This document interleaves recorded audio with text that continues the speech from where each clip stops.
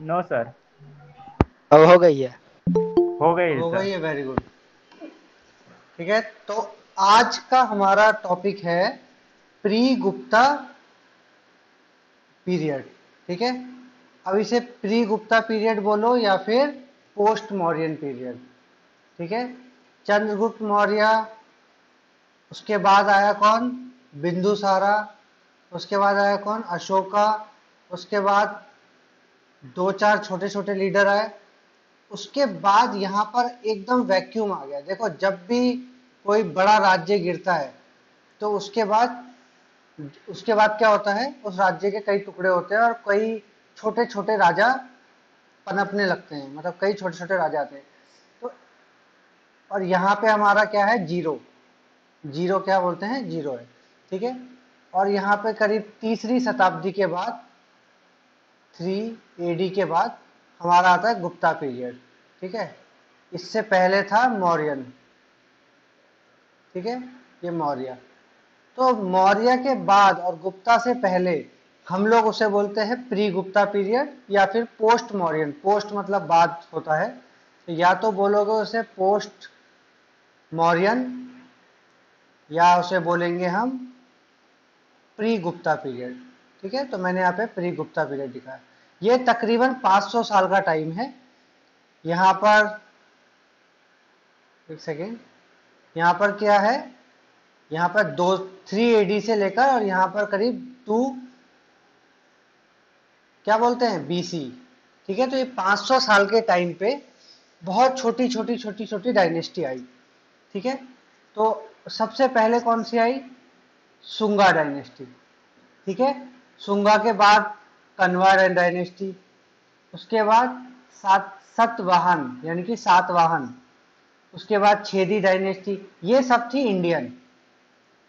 ये मतलब कि ये सब इंडियन रूलर ही थे, लेकिन एक दूसरे को हटा के बन रहे थे बस, इंडियन रूलर्स। लेकिन ऐसा नहीं है कि इंडियन ही थे, बाहर से भी आए कुछ लोग। ठीक है, ये सब कौन थे, फॉरेनर्स। ठीक है, ये फॉरेनर्स है। और उसके बाद ये संगम पीरियड। ठीक है, आज जितना हो सकेगा उतना हम कवर करेंगे।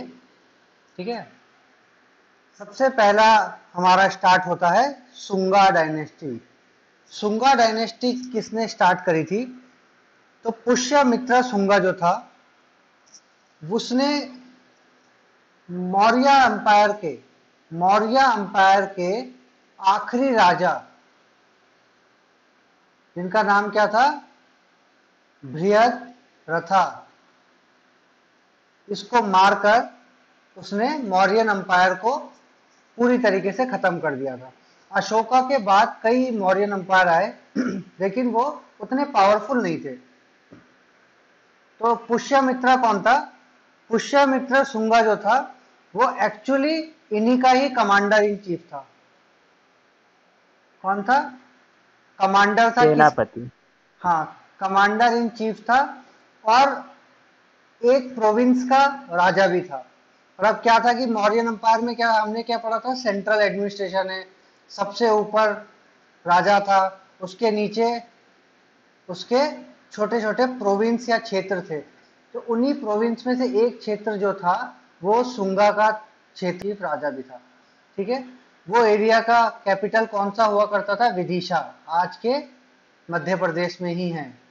ठीक है, विदिशा भोपाल के पास एक जगह है, वो उसकी राजधानी हुआ करती थी।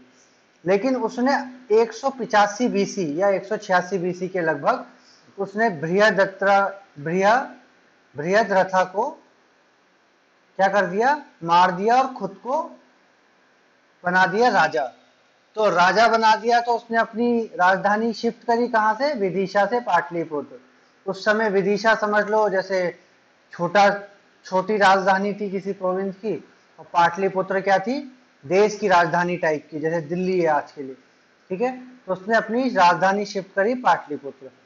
ठीक है, अच्छा, अभी तक हम मौर्यन अंपायर में क्या देखते आ रहे थे कि मौर्यंस जो थे वो ब्राह्मणिकल कल्चर को ज्यादा बढ़ावा नहीं देते थे।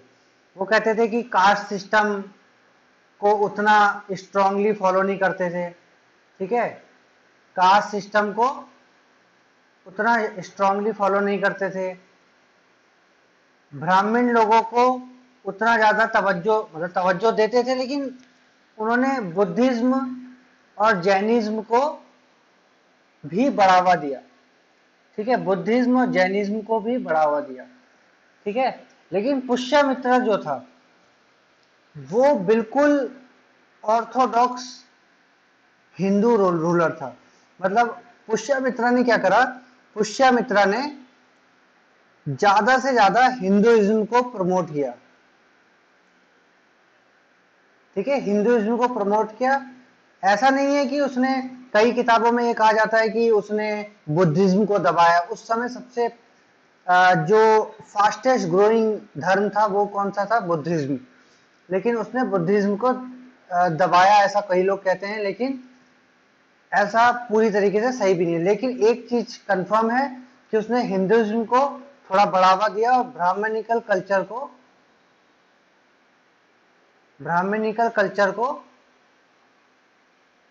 बढ़ावा दिया, ठीक है, प्रमोट किया, ठीक है। अच्छा, दो टाइप की थ्योरी है। जब भी कोई राजा ब्राह्मणिकल कल्चर को फॉलो करेगा, मतलब वो उसे प्रमोट करेगा, तो वो उस सोसाइटी में क्या क्या चीजें दिखनी शुरू हो जाएंगी। देखो, कुछ चीजें कॉमन सेंस भी है। अगर ब्राह्मण वाला कल्चर आएगा, ब्राह्मणों को ज्यादा इज्जत देने शुरू करेगा राजा, तो जात पात बढ़ेगी, सबसे पहली चीज। ब्राह्मण लोग वेदों पे विश्वास करते थे, तो वेदों पे विश्वास करते थे तो मतलब संस्कृत बढ़ेगी। तो अगर कहीं पे क्वेश्चन आएगा कि पुष्यमित्रा क्या संस्कृत को फेवर करता था या उसके समय में कौन सी भाषा को सबसे ज्यादा इज्जत मिलती थी, तो तुम्हें अपने आप पता चल जाना चाहिए कि वो ब्राह्मणिकल कल्चर को फॉरवर्ड करता था, मतलब उसको सपोर्ट करता था। तो ऑब्वियस सी बात है, वो किसे सपोर्ट करता था, संस्कृत को सपोर्ट करता था, ठीक है। बाकी धर्मों को वो उतना नहीं करता था, तो बाकी भाषाओं को भी नहीं करता रहा होगा, ठीक है। उसी के समय में, इसी के समय में, पुष्यमित्रा के समय में कलिंग, कलिंग कहाँ है, आज का उड़ीसा, ठीक है, उड़ीसा, या पुराना नाम उसका है ओरिसा, ठीक है। ओडिशा का एक राजा था खारावेला, उसने इसी के समय पे अटैक किया था, ठीक है। पुष्यमित्रा के समय ही जो सांची के स्तूपे है ना, वो तो अशोक बना के गया था सांची के स्तूप, लेकिन उसकी गेटवे और उसका रेनोवेशन किसने किया था, इसी ने किया था। और बुद्धिस्ट लोगों का एक इंपॉर्टेंट आर्किटेक्चर, मतलब आर्किटेक्चर है भरूच में, उसे भी इसने रेनोवेट किया था। यानी इन दोनों चीजों से क्या पता चलता है कि वो बहुत ज्यादा खिलाफ नहीं था दूसरे धर्मों के, लेकिन वो हिंदुइज्म को प्रमोट कर रहा था, ठीक है, सिंपल। क्योंकि उन्होंने इसका इसका प्रूफ कैसे मिलता है, जब वो सांची और भरूच में जो बुद्धिस्ट लोगों की जगह है, जो जैन लोगों की जगह है, उनको उसने प्रमोट किया, मतलब प्रमोट नहीं किया, उसको रेनोवेट किया, मतलब। अच्छा, क्योंकि वो हिंदू धर्म को फॉलो करता था क्या, मतलब उसको बहुत ज्यादा मानता, प्रमोट करता था, तो वैदिक सेक्रीफाइस और जो भी चीजें वैदिक काल में हुआ करती थी, क्या होता था, अश्वमेघ यज्ञ होता था, राजसूय यज्ञ, वाजपेय यज्ञ, ये सब वो कराया करता था, ठीक है। इससे पहले मौर्यन लोग इसमें ज्यादा विश्वास नहीं रखते थे, क्योंकि वो मानते थे कि ये सब रूढ़िवादी चीजें, ठीक है। उसने ही पतंजलि पतंजलि एक बहुत विद्वान थे, ठीक है, ये अपने बाबा रामदेव वाले पतंजलि नहीं है, ठीक है, ये विद्वान एक पतंजलि थे। इनको उन्होंने प्रमोट किया था। फिर इन्होंने कौन सी किताब लिखी, महाभाष्य। महाभाष्य किताब जो है वो संस्कृत ग्रामर के ऊपर है, ठीक है। पुष्यमित्र सुन के वो थे ना, पुरोहित थे ये। हाँ, मतलब पुरोहित थे और पतंजलि उनका नाम था, उन्होंने लिखी थी महाभाष्य। तो अक्सर क्वेश्चन इसी के इर्द गिर्द पूछा जाता है कि महाभाष्य किसने लिखी थी, ऐसा पूछ लेगा। या पुष्यमित्र के समय में कौन संस्कृत या कौन मतलब विद्वान थे, या कौन उनके राजगुरु थे, तो ऐसे पतंजलि, ठीक है। अच्छा, इन लोगों का जो शुंगा डायनेस्टी है, वो करीब 36 साल चला। ठीक है, सॉरी, सुंगा सुंगा मतलब कि पुष्यमित्रा का जो रेन है वो 36 साल चला, और उसकी मृत्यु कब होगी? 151 में। ठीक है, यहाँ तक हम समझते हैं। ठीक है, इसके बाद पुष्यमित्रा के बाद उसका बेटा आया अग्निमित्रा, वो राजा बना। ठीक है, यहाँ पर आपको मैप दिख पा रहा है? सर। Yes sir. ठीक है, चलो मैं मैप पहले अच्छे से दिखा देता हूँ। ठीक है, मैप थोड़ा उतना सही नहीं दिखेगा, लेकिन ये जो जगह है भरूच, भरूच लगभग मुझे लग रहा है ये तकरीबन जबलपुर के आसपास की कोई जगह है। विदिशा उसकी कैपिटल थी। बाद में उसने जीत के कैपिटल कहाँ शिफ्ट कर दी? पाटलिपुत्र।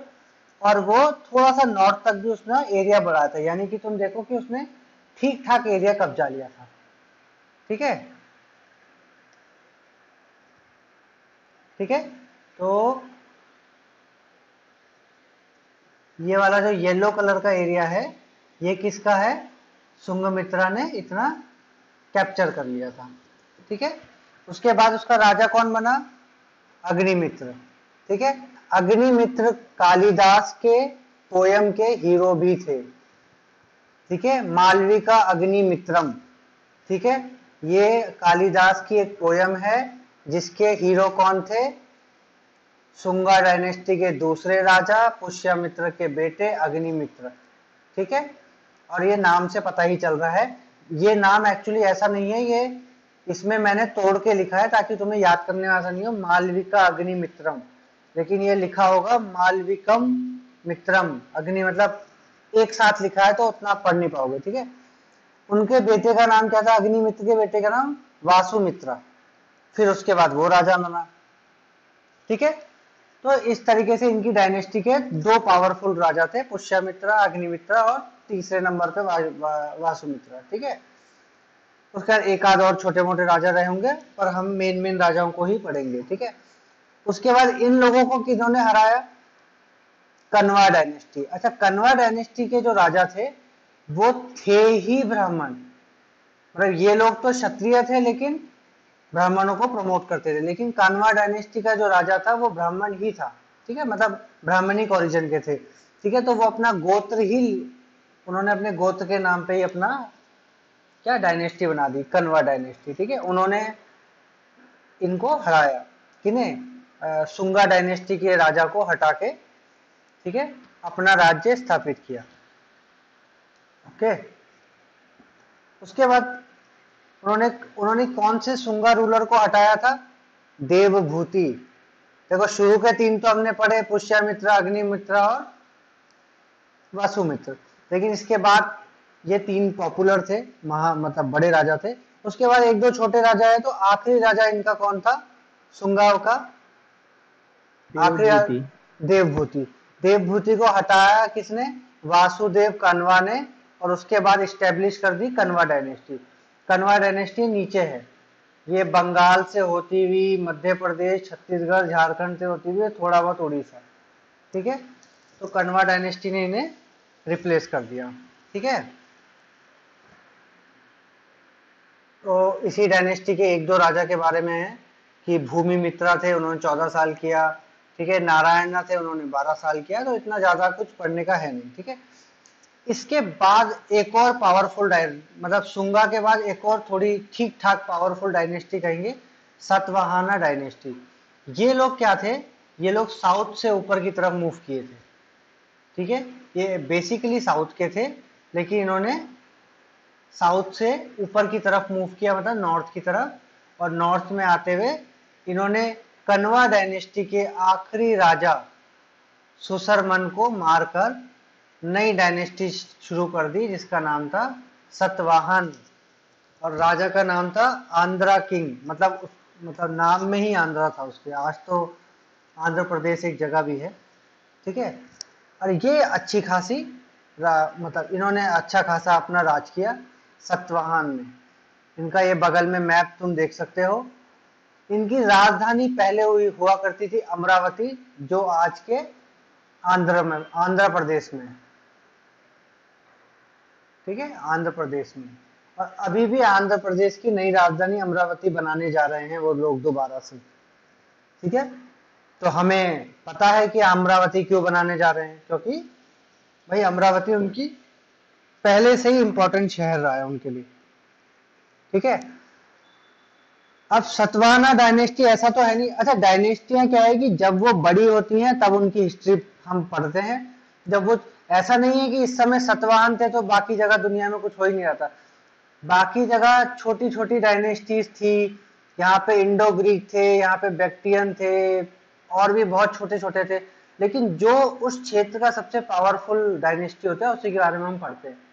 ठीक है, जब मौर्य थे तो हमने मौर्य पढ़ा।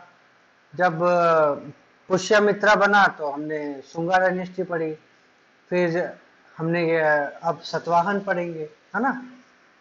तो ऐसा नहीं है कि इस समय और कोई डायनेस्टी नहीं थी। इस समय शुंगा डायनेस्टी भी रही होगी लेकिन छोटी सी रही होगी। इस समय कन्वा डायनेस्टी भी रही होगी लेकिन यहाँ छोटी सी सीमित हो गई होगी एक अपने क्षेत्र में। ठीक है, तो अकॉर्डिंग टू मत्स्य पुराण के हिसाब से इन्होंने 400 साल राज किया सतवाहन ने। ठीक है, और इसके 30 राजा से ज्यादा है, यानी कि ये डायनेस्टी काफी पुरानी थी सतवाहन। लेकिन पहले छोटी रही होगी, अमरावती या आंध्र प्रदेश के आसपास रही होगी, ज्यादा बड़ी नहीं हो पाई होगी। ठीक है, लेकिन इस समय मतलब कि 100 एडी के आसपास इनका एक्सपेंशन हुआ। और एक्सपेंशन हुआ तो इन्होंने पूरा नॉर्थ तक, मध्य प्रदेश तक इन्होंने कैप्चर कर लिया। ठीक है, लेकिन वायु पुराण में क्या कहा गया है कि इनके 300 साल से राज कर रहे थे तो 19 ही रूलर थे। ठीक है, पर कुल मिला के बात है कि इन्होंने काफी राज किया। ठीक है, सबसे पहला राजा इनका था सिमुका, वो 230 से 207 बीसी तक था। और इसने सुंगा के राजा और कनवास को हराया था और इस्टेब्लिश की कौन सी डायनेस्टी, सतवाहन डायनेस्टी इस्टेब्लिश की। ठीक है, उसके बाद राजा आया कौन, सताकर्णी। ठीक है, 180 से 124, ये तीसरा रूलर था इनका। ठीक है, और इसने किस प्रिंसेस से शादी करी थी, अंग। अंग है बिहार में, जहां का राजा था कर्ण। महाभारत में कर्ण जो था, दुर्योधन ने कर्ण को अंग राज्य का ही राजा बनाया था। ठीक है, अंग डायनेस्टी ऑफ साउथ। ठीक है, got defeated by Kalinga king, मतलब कलिंगा के राजा ने इसको हराया था। अच्छा, कलिंगा का बहुत इंपॉर्टेंट रोल है। कलिंगा हमेशा से इंडिपेंडेंट रहा है, उसको अशोका के अलावा शायद ही कोई जीत पाया था। ठीक है, अशोक ने बहुत ही भीषण युद्ध में उसे जीता था। ठीक है, गौतम पुत्र सतकर्णी, देखो इनके बस नाम तुम्हें पढ़ना है, बहुत डिटेल में नहीं जाना है। ठीक है, is known of the one of the greatest. अब जहां पर ग्रेटेस्ट आ गया मतलब उस राजा का तो तुम्हें नाम पता ही होना चाहिए। उस डायनेस्टी का सबसे खतरनाक राजा या सबसे पावरफुल राजा, शक्तिशाली राजा गौतमी पुत्र सतकर्णी। ठीक है, इसको सबसे पावरफुल माना जाता है। इसको माना जाता है कि साकाज और यवनास को इसने हराया था। अब साकाज यवनास कौन है, ये सब विदेशी हैं, ये विदेश से आए हैं और अभी हम आगे पढ़ेंगे इनके बारे में। ठीक है, ये लोग बाहर से आए थे, ये अपने सब कॉन्टिनेंट के नहीं थे। अरे जब हम बाहर बोलते हैं तो बाहर का मतलब क्या होता है, बाहर, विदेशी। विदेशी किसे बोलोगे आप भाई। आज तो भारत की और सीमा, आज तो भारत की सीमा तय है, लेकिन पहले विदेशी किसे बोला करते थे, हिंदू दूसरे कुश। महाद्वीप के सर। जी नहीं, महाद्वीप भी यही था। हिंदू कुश जो है, हिंदू कुश, अफगानिस्तान में जो हिंदू कुश है, एक हिंदू सेकेंड कुश में, पर्वत। हिंदू कुश श्रृंखला, पर्वतों की श्रृंखला।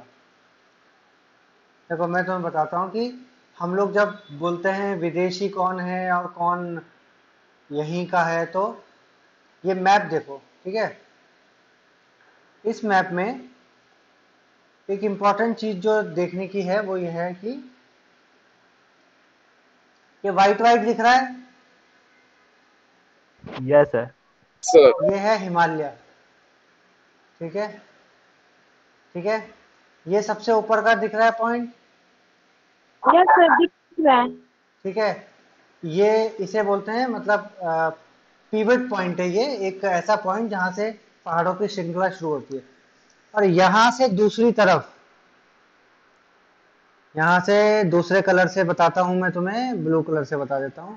यहां से दूसरी तरफ ये वाले जो पहाड़ों की श्रृंखला है, ये जो छोटी सी दिख रही है, इसे बोलते हैं हिंदू जी सर। कुश। हिंदू कुश। और ये अफगानिस्तान में, ये अफगानिस्तान हो गया, ये आपका पाकिस्तान हो गया, ये आपका आज का इंडिया हो गया, और ये आपका समुद्र हो गया, ये श्रीलंका, और ये आपका ऐसे। तो ये जो एरिया है इसे हम बोलते हैं कि ये हमारा मतलब यहाँ की सभ्यता एक जैसी है, ठीक है। चाहे पाकिस्तान हो, चाहे इंडिया हो, चाहे श्रीलंका हो, यहाँ का सभ्यता, लोगों का डीएनए लगभग एक जैसा है, ठीक है। लेकिन इसके बाहर से जो भी आता है उसे हम विदेशी कह देते हैं, ठीक है। चाहे पहले आर्यन आए, वो भी विदेशी कहलाए, ठीक है। मतलब आज इंडिया में जो भी है, जैसे आज के जो राजपूत हैं, वो एक्चुअली मिक्सचर है। नॉर्थ में कोई भी ये नहीं कह सकता कि हम यहाँ के ओरिजिनल है। नॉर्थ का कोई भी इंसान ओरिजिनल है ही नहीं, वो हाइब्रिड हो चुका है, मिक्स हो चुका है, क्योंकि कई अटैक हुए, कई लोग आए, कई इंटरकास्ट मैरिजेज हुई, कई डायनेस्टी बनी टूटी। तो इसलिए क्या है, नॉर्थ में आप देखोगे कि तो कल्चर नॉर्थ बहुत। मतलब पाकिस्तान साइड ना बोल रहे हैं सर? नॉर्थ मतलब पूरा ये महाराष्ट्र से ऊपर का सब नॉर्थ है। मध्य प्रदेश हो गया, गुजरात। अगर तुम पंजाब और नॉर्थ का इतिहास पढ़ोगे, तुमने अभी देख लिया कि कम से कम हमने 5 से 10 क्लासेस कर ली और कम से कम 20 से 25 राजा बदल गए। राजा क्या बदल गए, मतलब पूरे के पूरे इतिहास बदल गए, ठीक है। तो मिक्सिंग काफी हुई है, ठीक है। तो अब हम इससे हटके अपनी क्लास पे वापस आते हैं, ठीक है। तो इसके बाद राजा कौन आया, वशिष्ठी। इसके बाद राजा आया वशिष्ठी, वशिष्ठी पुत्र, ठीक है। आपको बस मेन नाम पढ़ते रहो, ठीक है। इसने किसे हराया था, आंध्रा ईशर, एंड शिफ्टेड कैपिटल टू प्रपिस्थाना। प्रपिस्थाना कहाँ है, ये एक पैठन जगह है मध्य प्रदेश में, ठीक है। यहीं कहीं यहाँ पे मध्य प्रदेश में कहीं इस जगह पे इसकी कैपिटल हुआ करती थी। इसने मतलब कैपिटल शिफ्ट कर दी एक्चुअली सतवाहन में, ठीक है। ये यहाँ पे दिख रहा है ये, ठीक है। पहले इनकी कैपिटल क्या हुआ करती थी, अमरावती। लेकिन जब इनका राज्य बड़ा हुआ तो हमेशा हर राजा चाहता है कि कैपिटल बीचों बीच हो, तो उसने शिफ्ट करके महाराष्ट्र की तरफ ले गया, ठीक है। तो अमरावती से शिफ्ट करके कहाँ ले गया, पैठन, मतलब आज का पैठन, उस समय प्रपिस्थाना नाम हुआ करता था, ठीक है। उसके बाद यज्ञश्री आया, ठीक है। और इसका इंपॉर्टेंट रोल क्या था, इसने पूरा का पूरा एक कोस्ट से लेकर, मतलब कि अरेबियन सी से लेकर बे ऑफ बंगाल तक पूरा का पूरा फैला दिया था, ठीक है। और ये लोग सिक्के जो यूज करते थे उसमें जहाज की फोटो होती थी, और ये बहुत इंपॉर्टेंट है। जहाज की फोटो होने का मतलब कि इन लोगों की नेवी स्ट्रांग रही होगी, तभी तो वो जहाज को इतनी इंपॉर्टेंस दे रहे हैं। कोई भी चीज आपके सिक्कों में और नोटों में तब आती है जब उस चीज की इंपॉर्टेंस होती है। अब गांधी जी की इंपॉर्टेंस है तभी तो गांधी जी नोट में है, या सांची स्तूप की इंपॉर्टेंस है तभी तो नोट में है। तो इसीलिए शिप की फोटो थी, ठीक है। तो यानी कि सतवाहन डायनेस्टी जो थी, ऑब्वियस है इससे रिलेट ऐसे कर सकते हो आप कि भाई साउथ की डायनेस्टी थी, तो ऑब्वियसली उनका शिप बिल्डिंग वगैरह उनका एडवांस रहा होगा, नॉर्थ वालों से तो ऑब्वियसली रहा होगा, ठीक है। इसके बाद जब हम पांड्यास और चोलास पढ़ेंगे, पांड्या और चोला तमिलनाडु और केरला में थे। चोला डायनेस्टी की सबसे पावरफुल हुआ करती थी क्या, नेवी, ठीक है। तो नेवी उनकी पावरफुल थी, ठीक है। अब इसके बाद आते हैं खेदी डायनेस्टी, और ये अभी इंडियन डायनेस्टीज में लास्ट है, ठीक है। ये कलिंग में हुई, ठीक है। मतलब कलिंग तो एक जगह का नाम है, पर ये आप कह सकते हो कि ये उड़ीसा की ओरिजिन थी, लेकिन फिर लड़ते लड़ते इन्होंने एक्सपेंड कर दिया था कहाँ तक, पूरा यूपी, मध्य प्रदेश और नीचे साउथ तक एक्सपेंड कर दिया था, ठीक है। ये सब हमें इसके बारे में हमें कई चीजें पता चलती है। हाथी गुम्फा एक जगह है जहाँ पे क्या किया गया है, इंस्क्रिप्शन। इंस्क्रिप्शन मतलब पत्थरों में लिखा जाता है, उसे इंस्क्राइब बोलते हैं, ठीक है, जो भुवनेश्वर के पास है। तो यानी कि इनका ओरिजिन उड़ीसा का था, ठीक है। और किसने करा था? खारावेला। मैंने बताया था ना कि पुष्यमित्रा की एक लड़ाई हुई थी, अभी मैंने बताया था खारावेला से, ठीक है। सुंगा डायनेस्टी, अभी खारावेला की कहीं बात हुई थी।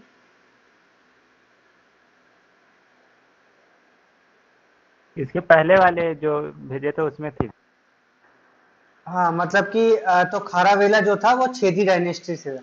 अच्छा, ऐसा नहीं है कि मैं एक के बाद एक पढ़ा रहा हूँ तो ये सब कुछ मतलब एक के बाद एक हुआ था, ऐसा नहीं है। सब पैरेलल चल रहा था। ये राजा गिर रहा था, वो राजा उठ रहा था, दूसरा राजा गिर रहा था, वो राजा उठ रहा था, लेकिन समय वही है। समय कौन सा है? जब मौर्यन पीरियड खत्म हुआ तकरीबन 200 बीसी से और तकरीबन 300 एडी तक, ये बीच में जीरो है। इसमें सुंगमित्रा आया गया, उसी के बीच में छेदी आया होगा, यहाँ पर वो पीक पे पहुंच गया होगा, ठीक है। तो मतलब ये सब एक साथ एग्जिस्ट कर रहे थे, लेकिन एक राजा दूसरे को हरा के अपना राज्य बड़ा करता था और फिर दूसरा करता था, ठीक है। तो सब पैरेलल है, एक ही समय की बात है सब, ठीक है। खारावेला कौन था? थर्ड रूलर छेदी डायनेस्टी का। और खारावेला जो था वो जैनिज्म को फॉलो करता था। अगर अच्छा तुम इस देख रहे हो कि इस समय हिंदुइज्म जो है उसको लोग इतना पसंद कर नहीं रहे थे। कर नहीं रहे थे मतलब कि लोग उससे भाग के कहाँ जा रहे थे? बुद्धिज्म में और जैनिज्म में, जैनिज्म। ठीक है। और उसके उसके ऐसा करने के लोगों के पास कारण थे, ठीक है। वो कई चीजों से परेशान हो गए थे, जात पात से परेशान हो गए थे, रीति रिवाज और ये यज्ञ करो वो यज्ञ करो, इस सबसे परेशान हो गए थे, ठीक है। तो वो बुद्धिज्म और जैनिज्म में जा रहे थे जहां पर ये थोड़ा कम था या नहीं था, ठीक है। तो छेता के बारे में भी हमने पढ़ दिया, या छेदी डायनेस्टी या छेती डायनेस्टी, जो भी आपको बोलना है वो मैंने दोनों चीजें लिख दी, ठीक है। क्योंकि मतलब आप लोग को कंफ्यूजन होता है तो आपको देखो कैसे बोल रहे हो ये इम्पोर्टेंट है, लेकिन पेपर के लिए इम्पोर्टेंट नहीं है। पेपर में इम्पोर्टेंट ये है कि तुम्हें याद आ जाना चाहिए कि ये छेती डायनेस्टी की छेदी डायनेस्टी है। वहां अगर तुम रिसर्च करने बैठ गए तो फिर तैयारी नहीं कर पाओगे, ठीक है। Yes sir. अच्छा, अब है फॉरेन सक्सेसर, ठीक है। फॉरेन सक्सेसर हमने बेसिकली तीन है, ठीक है। सबसे पहले इंडो ग्रीक। इंडो ग्रीक को हम क्या बोलते हैं? बैक्टीरियन। और ये मतलब बैक्टीरिया वाला बैक्टीरियन नहीं है, मतलब इसको बोलने का तरीका क्या है? बैक्टीरियन बोल सकते हो, ठीक है। इंडो ग्रीक क्यों बोल रहा हूँ इसे मैं? इंडो ग्रीक का मतलब कि इंडियन और ग्रीक के कॉमन थे ये लोग। देखो हुआ क्या था कि 300 बीसी के आसपास भारत के वेस्टर्न पार्ट में किसने हमला किया था? अलेक्जेंडर ने। जब अलेक्जेंडर ने हमला किया था तो इंडिया में राजा कौन था? धनानंदा, ठीक है। ये हम पढ़ चुके हैं, लेकिन फिर भी अलेक्जेंडर क्या हुआ कि यहां तक तो आया, लेकिन यहां से वापस मुड़ गया। तो उसने क्या, अपने चेले चपाटों को छोड़ दिया। सेलेसस निक्टर, ठीक है, इनको और भी बहुत सारे थे, जिनमें से ये एक पॉपुलर था, ठीक है। इन लोगों ने क्या करा कि इंडिया में ही शादी कर ली और सेटल हो गए। और इंडिया में, मैं इंडिया बोल रहा हूँ लेकिन कि आज के पाकिस्तान में ये लोग सेटल हो गए। तो जब सेटल हो गए तो इनको बोला गया, क्योंकि मिक्स हो गया, हाइब्रिड हो गए, अब तो ग्रीक से आए थे, इन्होंने शादी वहीं कर ली, तो अब इनके जो आगे पीढ़ियां हुई वो कहलाने लगी क्या? Indo Greek. तो ये अपने आप में एक अलग से बन गए इंडो ग्रीक, ठीक है। इनका एक राजा कौन था? मनंदर या मिलिंदा। मनंदर थोड़ा पंजाबी नाम लग रहा है तो, लेकिन ये पंजाबी नाम जैसा लग ही रहा है, बस है नहीं, ठीक है। मेनांदर बोलते हैं, ठीक है। ये इनका फेमस रूलर था, ठीक है। अच्छा, जिस समय हम ये सब पढ़ रहे थे, सतवाहन, देखो यहाँ पर हर किसी का, मैं इसको थोड़ा सा मैप को बड़ा कर लेता हूँ, ठीक है।